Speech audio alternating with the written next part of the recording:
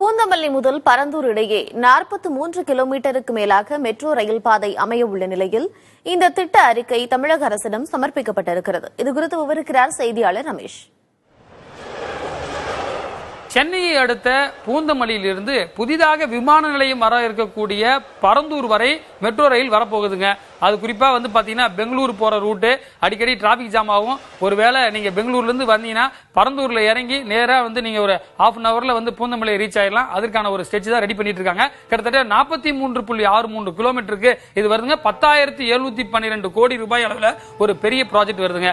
இந்த இப்ப என்னன்னு பாத்தீங்கன்னா இந்த ஸ்டேஷன்ஸ் வந்திருக்கு. மொத்தம் 19 ரயில்வே ஸ்டேஷன் நடுவில் வருது. அதற்கான பெயர்கள் வந்திருக்கிறது. அந்தந்த பகுதி மக்கள் இதை பார்த்து தெரிஞ்சுக்கலாம். பூந்தமல்லி அடுத்து இருக்கக்கூடிய ஒரு டவுன்ஷிப் தான் நசரத்பேட்டை. அங்க ஒரு ஸ்டேஷன் வருதுங்க. அடுத்ததாக செம்பரம்பாக்கம், அங்க ஏற்கனவே ஏரி இருக்கு இல்லையா, அந்த ஏரி பகுதியை ஒட்டி அந்த நேஷனல் ஹைவேஸ் ஒட்டியே வருதுங்க. அடுத்ததாக திருமலை